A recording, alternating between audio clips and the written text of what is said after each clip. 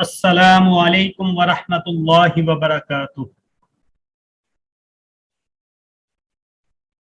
الحمد للہ رب العالمین والصلاة والسلام علی اشرف الانبیاء والمرسلین، اما بعد، اعوذ باللہ من الشیطان الرجیم، بسم اللہ الرحمن الرحیم۔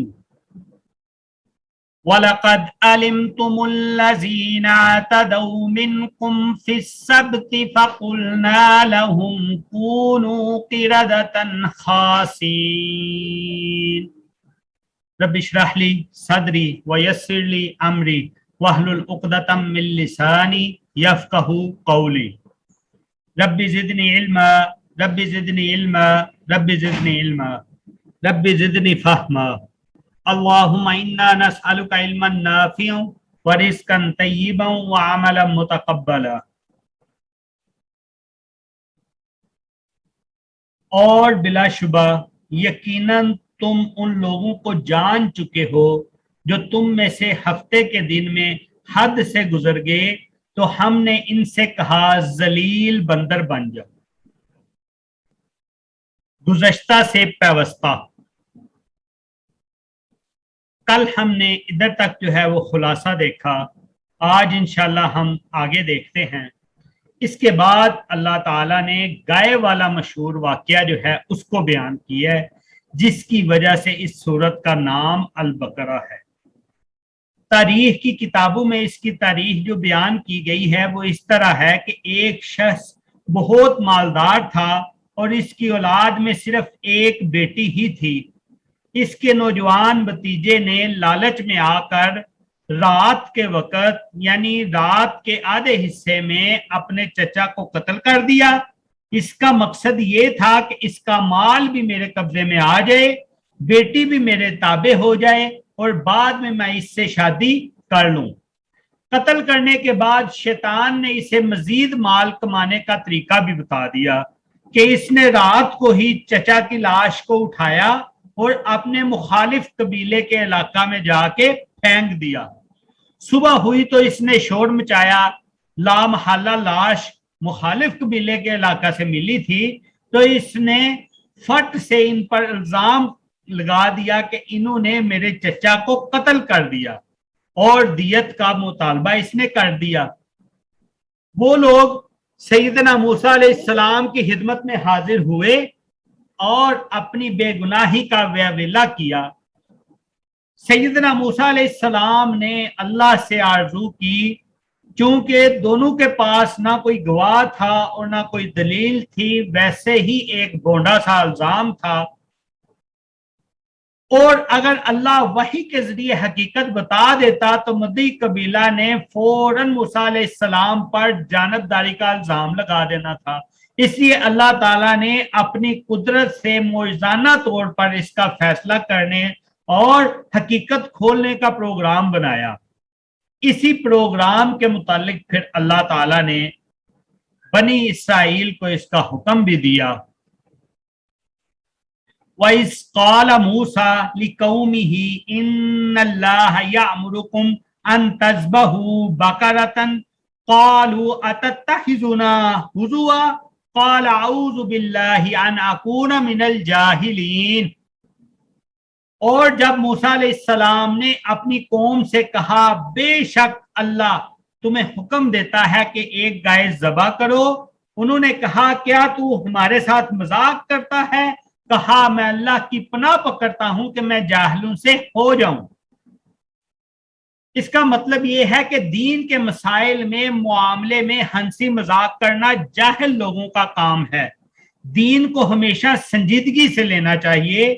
جب موسیٰ علیہ السلام نے فرمایا نا کہ اللہ کا یہی حکم ہے اور حقیقت ظاہر کرنے کا یہی طریقہ ہے، تو وہ اتنی پریشانی کے باوجود اپنی عادت بد سے باز نہ آئے اور کہنے لگے وہ کوئی عام گائے تو نہیں ہو سکتی، لازمی کوئی خاص گائے ہوگی، اس لیے اس کی عمر بتائیں۔ موسیٰ علیہ السلام نے عمر بتا دی تو کہنے لگے اس کا رنگ بھی بتائیں۔ جب رنگ بھی بتا دیا تو کہنے لگے کوئی اور نشانی بھی بتائیں۔ جب وہ بھی نشانیاں بتا دیں تب مجبور ہو کر ماننے پر آمادہ ہوئے۔ फज़बहूहा वमा कादू यफ़अलून, उन्होंने उसे ज़बह किया और वो करीब ना थे कि ज़बह करते। हालांकि अल्लाह ताला ने कोई भी पाबंदी नहीं लगाई थी, इसलिए कोई भी गाय ज़बह कर देते तो काम हो जाता। आज भी बहुत सारे ऐसे लोग हैं जो आलिम से मसला पूछते हुए कहते हैं कि जी ऐसी ऐसी हदीसें लाएं तब मानेंगे हम। ये यहूदियों का तरीका है, मुसलमानों का तरीका नहीं है। इस्लाम का जो भी हुक्म जिस अंदाज से भी हो, हमें चाहिए कि फौरन मान ले। जब गाय ज़िबा की और इसके गोश्त का एक टुकड़ा, बाद मुफस्सिरीन ने लिखा है कि जुबान का एक टुकड़ा मैयत के जिस्म के साथ लगाया तो इसने खुद बोल कर अपने कातल के बारे में बता दिया। इतना बड़ा मोइजा देख लेने के बाद भी इन्हें चाहिए था कि दीन के मामले में इनके दिल नरम हो जाते और मूसा अलैहिस्सलाम की इताअत करने लगते, मगर इनके दिल थे कि मजीद से मजीद सख्त हो गए। सुम्मा कसत कुलूबुकुम मिन बादि ज़ालिका फहिया कल हिजारति औ अशद्दु कस्वा व इन्न मिनल हिजारति लमा यतफज्जरु मिनहुल अनहार व इन्न मिनहा लमा यशक्ककु फयखरुजु मिनहुल मा व इन्न मिनहा लमा यहबितु मिन खशियतिल्लाह व मल्लाहु बिगाफिलिन अम्मा तामलून। फिर इसके बाद तुम्हारे दिल सख्त हो गए तो वो पत्थरों जैसे हैं या सख्ती इससे भी बढ़कर हैं, और बेशक पत्थरों में से कुछ यकीनन वो हैं जिनसे नहरें फूट निकलती हैं, और बेशक इनमें से कुछ वो हैं जो फट जाते हैं बस इनसे पानी निकलता है, और बेशक इनसे कुछ यकीनन वो हैं जो अल्लाह के डर से गिर पड़ते हैं, और अल्लाह इससे हरगिज गाफिल नहीं जो तुम कर रहे हो। यहूदी उलमा अपने मिजाज और मफाद के मुताबिक मसाइल गर गर के लोगों को बताने लगे और इनके मसाइल के जरिए अपनी ख्वाहिशात पूरी करने लगे। इस पर अल्लाह ताला ने फिर फरमाया, फवैलुल लिल्लज़ीना यक्तुबूनल किताब बिअयदीहिम सुम्मा यक़ूलूना हाज़ा मिन इंदिल्लाह लियश्तरू बिही समनन कलीला फवैलुल लहुम मिम्मा कतबत ऐदीहिम व वैलुल लहुम मिम्मा यक्सिबून। बस इन लोगों के लिए बड़ी हिलाकत है जो अपने हाथों से किताब लिखते हैं, फिर कहते हैं कि ये अल्लाह के पास से है ताकि इसके साथ थोड़ी कीमत हासिल करें। बस इनके लिए बड़ी हिलाकत इसकी वजह से है जो इनके हाथों ने लिखा, और इनके लिए बड़ी हिलाकत इसकी वजह से है जो वो कमाते हैं। अफसोस कि आज नबी के मिंबरों महराब के वारिस उलमा में से बहुत सारे यही काम सर अंजाम दे रहे हैं, महज माल कमाने के लिए गलत मसाइल बताते और गलत फतवे देते रहते हैं। यहूदी उलमा ने लोगों को खुश करने और इन्हें अपने इर्द गिर्द इकट्ठा करने के लिए गलत अकायद लोगों में फैलाने शुरू कर दिए। वो कहते थे कि हम अल्लाह के महबूब लोग हैं, हम जहन्नुम में नहीं जाएंगे। वक़ालू लन तमस्सना अन्नारु इल्ला अय्यामम मादूदा, और कहते हैं कि हमें चंद सिवाय गिनती के दिनों के आग नहीं छुएगी।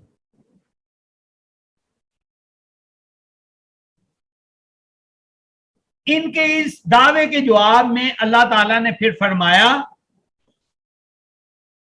कुल अत्तहज़्तुम इंदल्लाहि अहदा फलन युखलिफल्लाहु अहदहु अम तक़ूलूना अलल्लाहि मा ला तालमून बला मन कसब सय्यअतन व हातत बिही खतीअतुहु फउलाइका अस्हाबुन नार हुम फीहा खालिदून। आप कह दीजिए, क्या तुमने अल्लाह के पास कोई अहद ले रखा है? तो अल्लाह कभी अपने अहद के खिलाफ नहीं करेगा, या तुम अल्लाह पर वो बात कहते हो जो तुम नहीं जानते। आज हमारे मुआशरे में भी ऐसे लोग हैं जो कहते हैं कि हम अल्लाह ताला की महबूब की उम्मत हैं, अल्लाह हमें कैसे जहन्नुम में डालेगा। अल्लाह ताला ने इन आयात में फरमाया कि अल्लाह के हाँ असूल चलते हैं, جو بھی شخص غلط کرے گا اسے ضرور سزا ملے گی اور جو نیکی کرے گا اسے ضرور اس کا اجر ملے گا۔ اسی طرح وہ سمجھتے تھے کہ ہم ضرور جنت میں جائیں گے بلکہ ہمارے علاوہ کوئی جنت میں جا ہی نہیں سکتا۔ اس کا ذکر آگے والی آیتوں میں آیا۔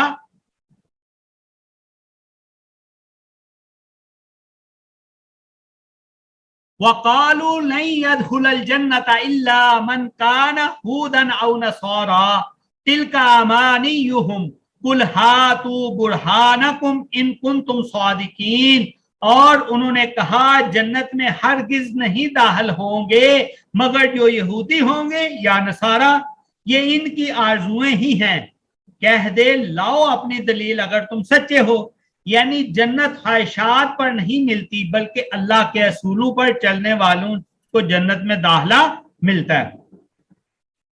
فرمایا بلا من اسلم وجہہ للہ وہو محسن فلہ اجرہ عند ربہ ولا خوف علیہم ولا ہم یحزنون۔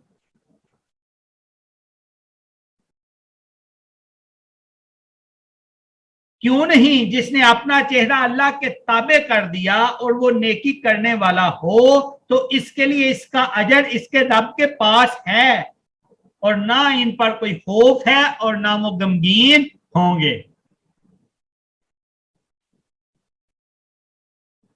موت کا خوف اور آخرت سے کراہت، یعنی آخرت کے آنے کی ناپسندیدگی۔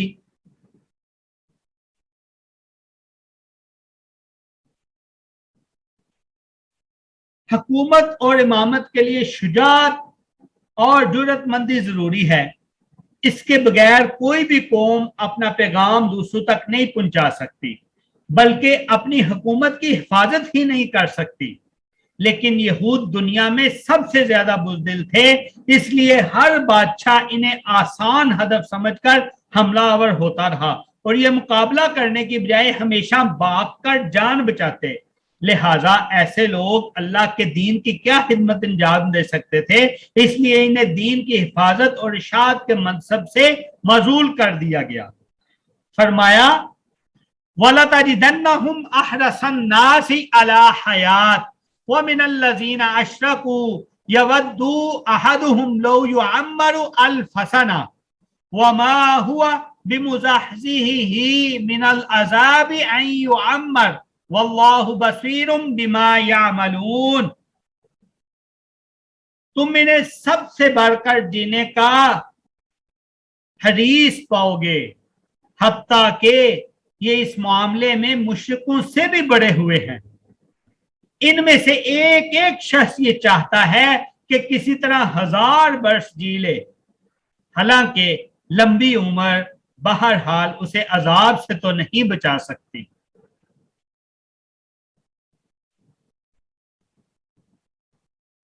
اسی لیے نبی صلی اللہ علیہ وسلم نے فرمایا کہ جب تم میں دنیا کی محبت اور موت سے نفرت پیدا ہو جائے گی تو تم سیلاب کے اوپر تنکوں کی طرح بے حیثیت ہو کر رہ جاؤ گے اور دشمن تم پر ٹوٹ پڑیں گے۔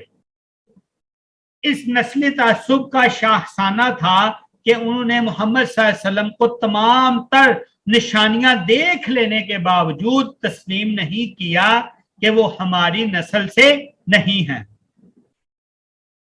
جیسا کہ پیچھے آیت میں فرمایا وَإِذَا قِيلَ لَهُمْ آمِنُوا بِمَا أَنزَلَ اللَّهُ قَالُوا نُؤْمِنُ بِمَا أُنزِلَ عَلَيْنَا وَيَكْفُرُونَ بِمَا وَرَاءَهُ۔ جب ان سے کہا جاتا ہے کہ جو کچھ اللہ نے نازل کیا ہے اس پر ایمان لاؤ تو وہ کہتے ہیں کہ ہم تو صرف اس چیز پر ایمان لاتے ہیں جو ہمارے ہاں یعنی بنی اسرائیل میں اتری ہے، اس دائرے سے باہر جو کچھ آیا ہے اسے ماننے سے انکار کر دیتے۔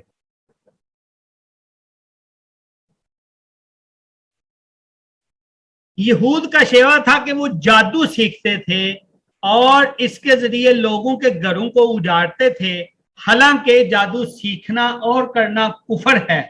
اور وہ اس کے مرتکب تھے.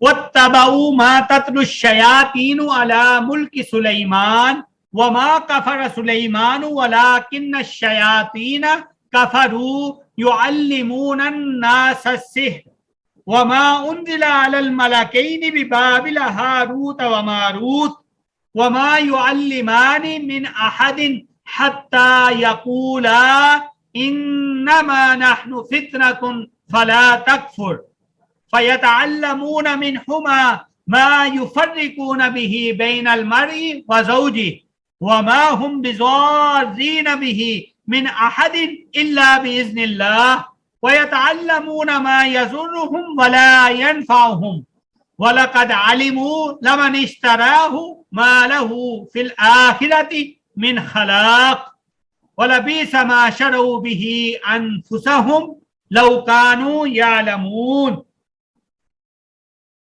اور وہ اس چیز کے پیچھے لگ گئے جو شیاطین سلیمان علیہ السلام کے عہد حکومت میں پڑھتے تھے، اور سلیمان نے کفر نہیں کیا، اور لیکن شیاطین نے کفر کیا کہ لوگوں کو جادو سکھاتے تھے.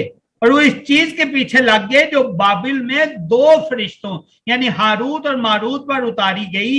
حالانکہ وہ دونوں فرشتے ہاروت اور ماروت پر جو چیز اتاری گئی تھی وہ کسی کو سکھاتے نہیں، یہاں تک کہ کہہ دیتے ہم تو محض ایک آزمائش ہیں، تو کفر نہ کرو. پھر وہ دونوں سے وہ چیز سیکھتے جس کے ساتھ وہ مرد اور اس کی بیوی کے درمیان جدائی ڈال دیتے، اور وہ اس کے ساتھ ہرگز کسی کو نقصان پہنچانے والے نہ تھے مگر اللہ کی اذن کے ساتھ. اور وہ ایسی چیز سیکھتے تھے جو انہیں نقصان پہنچاتی اور انہیں فائدہ نہ دیتی تھی. یہود و نصارہ اللہ کے باغی ہیں، انہیں خوش کرنے کی کبھی کوشش نہ کریں. یہ اللہ تعالیٰ نے مسلمانوں کے لیے کلیہ اور قانون جو ہے وہ بنا دیا.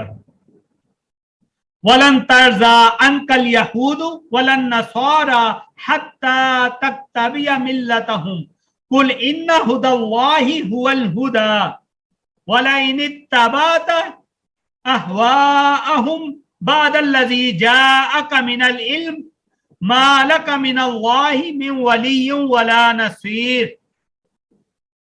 یہودی اور عیسائی تم سے ہرگز راضی نہ ہوں گے جب تک تم ان کے طریقے پر نہ چلنے لگو.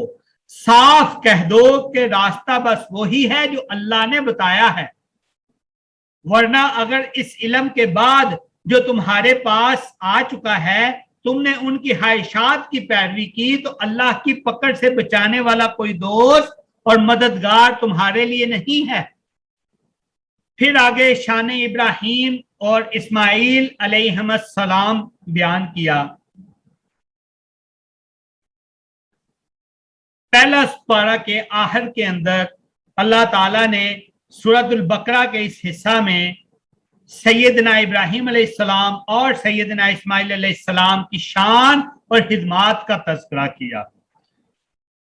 وَإِذِ ابْتَلَىٰ إِبْرَاهِيمَ رَبُّهُ بِكَلِمَاتٍ فَأَتَمَّهُنَّ قَالَ إِنِّي جَاعِلُكَ لِلنَّاسِ إِمَامًا قَالَ وَمِنْ ذُرِّيَّتِي قَالَ لَا يَنَالُ عَهْدِ الظَّالِمِينَ وَإِذْ جَعَلْنَا الْبَيْتَ مَثَابَةً لِلنَّاسِ وَأَمْنًا وَاتَّخِذُوا مِن مَّقَامِ إِبْرَاهِيمَ مُصَلًّى وَعَهِدْنَا إِلَىٰ إِبْرَاهِيمَ وَإِسْمَاعِيلَ أَن طَهِّرَا بَيْتِيَ لِلطَّائِفِينَ وَالْعَاكِفِينَ وَالرُّكَّعِ السُّجُودِ.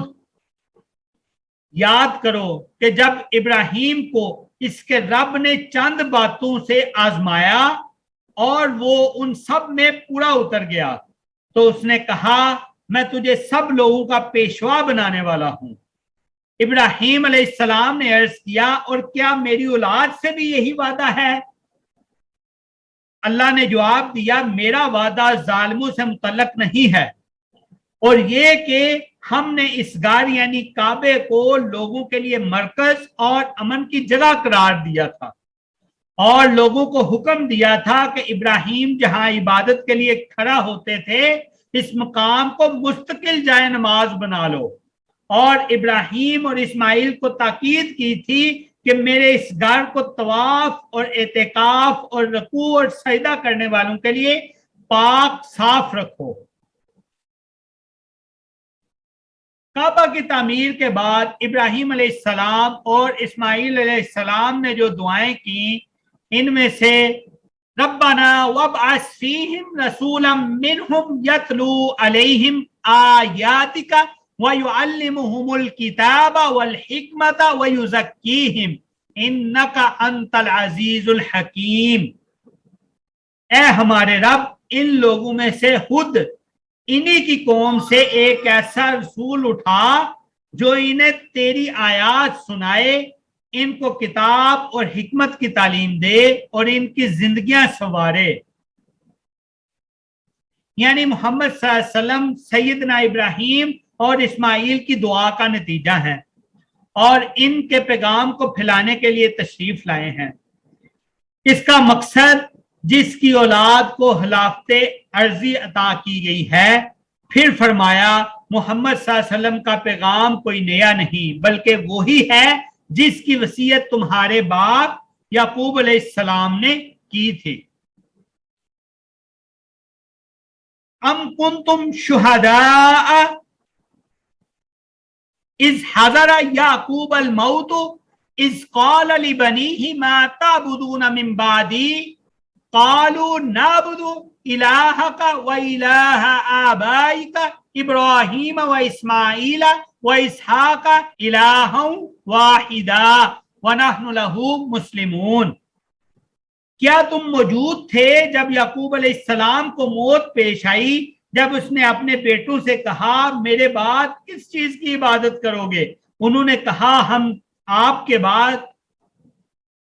آپ کے معبود، آپ کے باپ دادا ابراہیم، اسماعیل اور اسحاق کے معبود کی عبادت کریں گے جو ایک ہی معبود ہے اور ہم اسی کے لیے فرما بردار ہیں۔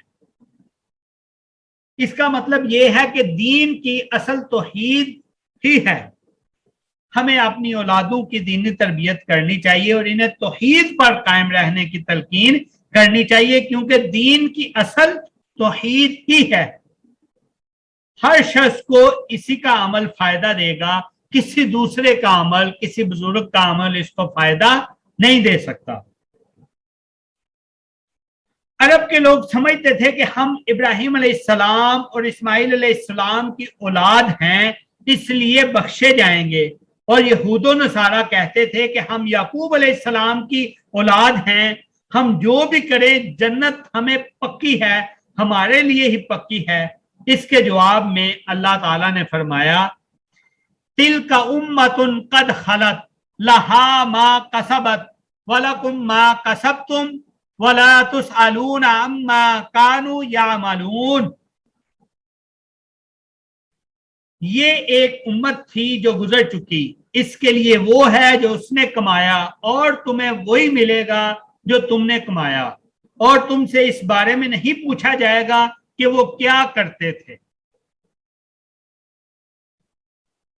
یعنی ہر شخص سے اس کے ذاتی اعمال کا حساب ہوگا، کوئی بھی شخص اس بنیاد پر نہیں چھوٹے گا کہ اس کا باپ بہت بڑا عالم یا ولی اللہ تھا۔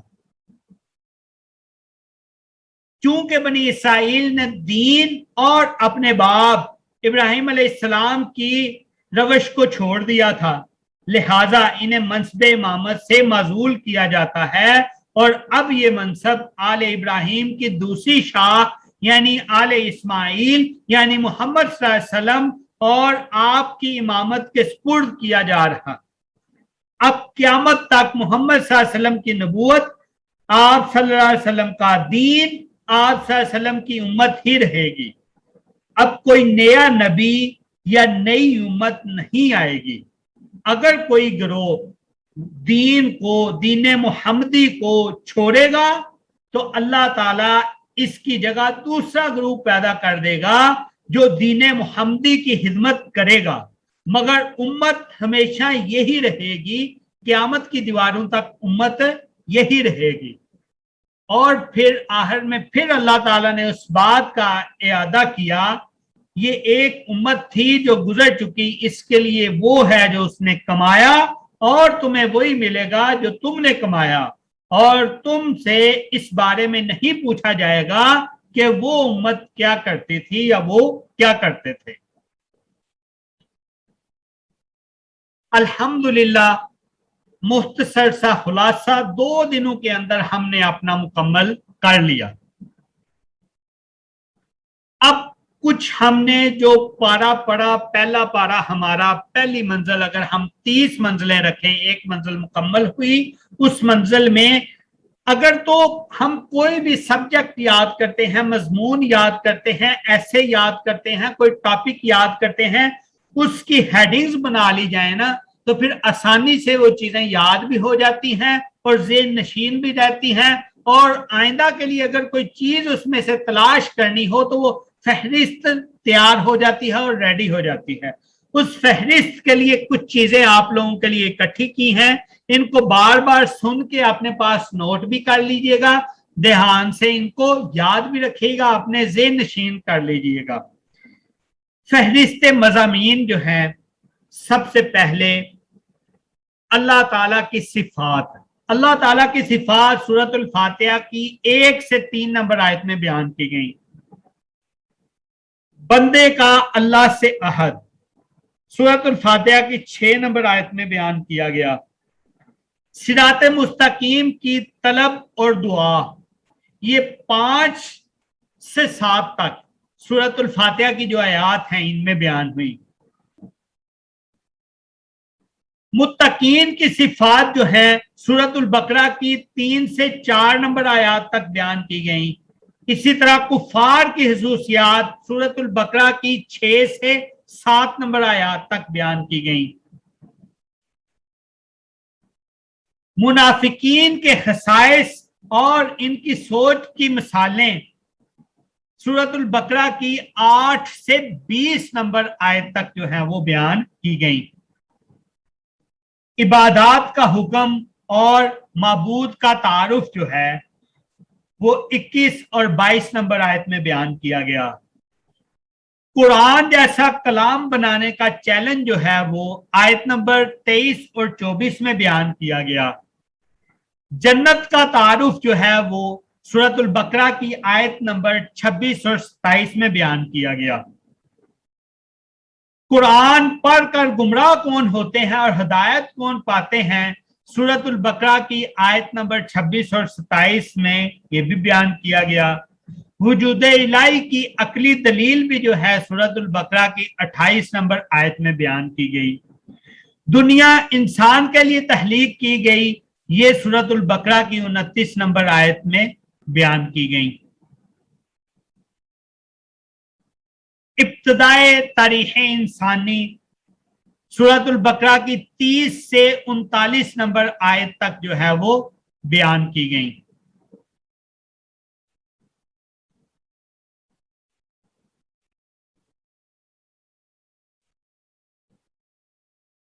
انہی کے دوران آدم، فرشتے اور شیطان، آدم کا جنت میں داخلہ اور خروج یہ بھی بیان کیا گیا۔ انعامات بنی اسرائیل جو ہیں اور ان سے لیے گئے عہد جو ہیں 40 نمبر آیت سے 46 نمبر آیت تک بیان کیے گئے۔ قیامت کے دن سفارش اور فدیہ قبول نہ ہوگا، اس کے متعلق سورۃ البقرہ کی 48 نمبر آیت اور 123 نمبر آیت میں بیان کیا گیا۔ فرعون سے نجات جو ہے سورۃ البقرہ کی 49 سے 50 نمبر آیات میں بیان کیا گیا۔ بنی اسرائیل نے بچڑے کی پوجا کی اور اس کی سزا جو ہے سورۃ بقرہ کی 54، 52 اور 53 نمبر آیت میں بیان کیا گیا۔ اللہ کو دیکھنے کا مطالبہ اور سزا سورۃ البقرہ کی آیت نمبر 55 اور 56 میں بیان کی گئی۔ سجدہ کرنا اور توبہ کرنے سے انکار سورۃ البقرہ کی 57 نمبر اور 59 نمبر آیت میں بیان کیا گیا۔ کھانے پینے کی نعمتیں اور کفران نعمت جو ہے سورۃ البقرہ کی 60 سے 61 نمبر آیت میں بیان ہوئی۔ حرام چیزوں میں ہیلا سازی اور اس کی سزا सूरत बकरा की 65 से 66 नंबर आयत में बयान की गई। कत्ल और अजीब तरीके से कातिल की तलाश जो है ये 67 से 74 नंबर आयत तक बयान किया गया। यहूद की अपनी दीन साजी जो है 75 से 79 नंबर आयत तक बयान किया गया। यहूद के खुद साख्ता अकायद जो हैं वो 80 नंबर आयत में बयान किए गए। अपने भाइयों पर जुल्म ज्यादती जो है इनकी वो 83 नंबर आयत में बयान की गई। गैर खानदान के नबी को मानने का इनकार ये 91 नंबर आयत में जो है वो बयान किया गया। जिंदगी से मोहब्बत और मौत से नफरत सूरतुल बकरा की 94 से 96 नंबर आयत तक बयान किया गया। जिब्राइल अलैहिस्सलाम का तारुफ और यहूद की जिब्राइल अलैहिस्सलाम से दुश्मनी 97 से 98 नंबर तक बयान की गई। यहूदियों की जादूगरी और जादू पर यकीन, जादू करना सूरतुल बकरा की आयत नंबर 102 और 103 में बयान किया गया। अंबिया की गुस्ताही 105 नंबर आयात में बयान की गई। यहूद का मुसलमानों से हसद 109 नंबर आयत में बयान किया गया। बनी इसराइल का दावा हमारे अलावा जन्नत का कोई भी हकदार नहीं और इसका जवाब 111 नंबर और 112 नंबर आयत में दिया गया। मसाजिद में खराबी पैदा करने वाली इनकी हरकत 114 नंबर आयत। यहूदो नसारा को खुश करने की कोशिश ना करें इस बारे में 120 नंबर आयत में बयान किया गया। इब्राहिम अलैहिस्सलाम को दर्जा इमामत आलम पर फायज कर दिया गया, यानी जद्दे अमजद बना दिया गया, अंबिया का दादा करार दिया गया 124 नंबर आयत के अंदर। तामीर मक्का का बयान 125 नंबर आयत में। इब्राहिम और इस्माइल अलैहिस्सलाम की दुआएं जो हैं 126 से 129 नंबर आयत तक। इब्राहिम अलैहिस्सलाम और याकूब अलैहिस्सलाम की अपनी औलाद को वसीयत जो है 132 और 133 नंबर आयत पर। सहाबा जो हैं वो ईमान का मायार हैं, ये 137 नंबर आयत में बयान किया गया। इसी तरह आगे आयात में यह बयान किया गया कि जो जो भी अमाल करता है उसी के अमाल उसी के लिए होते हैं।